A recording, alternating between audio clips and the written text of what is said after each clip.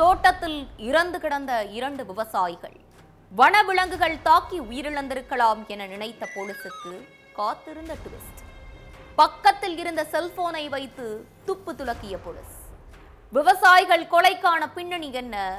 கூலிப்படையை AV கொலை செய்த உறவினர் சிக்கினாரா?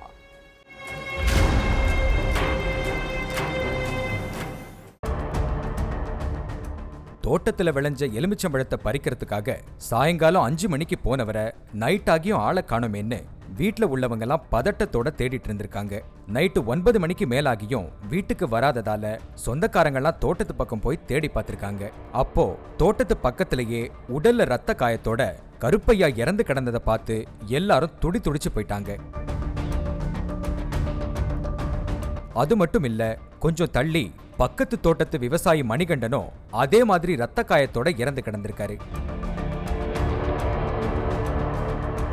விஷயம் தெரிஞ்சு தோட்டத்துக்கு வந்த போலீஸ் 2 சடலங்களையும் பார்த்தப்போ அவங்க உடல்ல இருந்த ரத்த காயங்களை வச்சு ஒருவேளை கரடி தாக்கி இருக்குமோன்னு சந்தேகப்பட்டாங்க.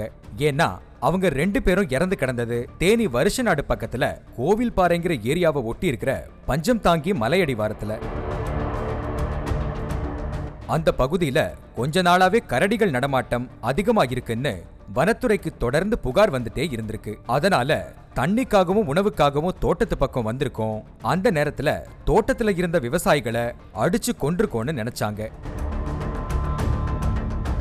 ஆனா அந்த இடத்துல கரடி வந்துட்டு போனதுக்கான எந்த தடயமுமே இல்லாதது போலீஸுக்கு சந்தேகத்தை ஏற்படுத்துச்சு.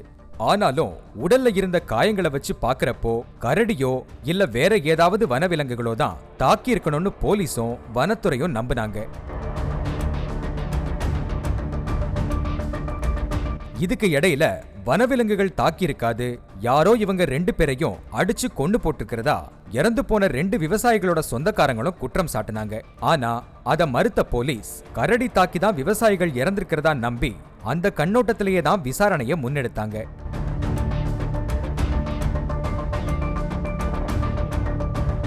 கருப்பையாவும் மணிகண்டனும் இறந்து கிடந்த இடத்துல இருந்து 100 மீட்டர் தொலைவுல ஒரு ஆண்ட்ராய்டு செல்போன் கிடந்திருக்கு. தோட்டத்தை சுத்தி கரடி வந்து போன தடயம் ஏதாச்சும் இருக்கான்னு சோதனை பண்ணிட்டு இருந்த போலீஸ் கண்ல அந்த ஆண்ட்ராய்டு போன் மாட்டிருக்கு. அந்த போனை எடுத்து அது யாரோடதுன்னு விசாரிச்சிருக்காங்க.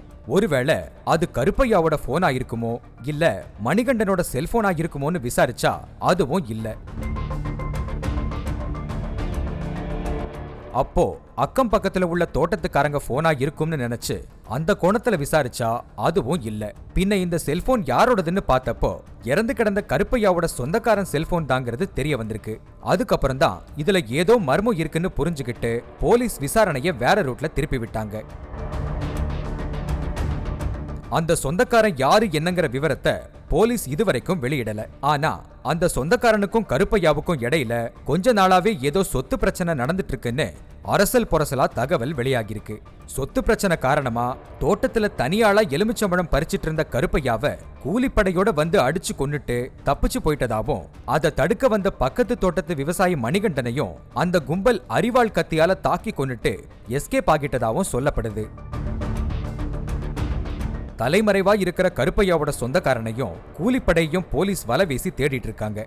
அந்த கும்பல் போலீஸ் கையில பிடிபட்டாதான் கருப்பையாவுக்கும் மணிகண்டனுக்கும் என்ன நடந்துச்சுங்கிற முழு விவரமும் தெரிய வரும்.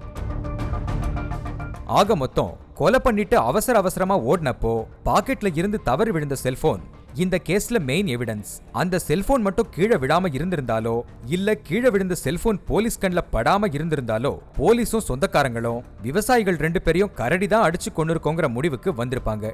அந்த ஆண்ட்ராய்டு செல்போன் தான் வழக்கையே புரட்டி போட்டு உண்மையை கண்டுபிடிக்க உதவி இருக்கு.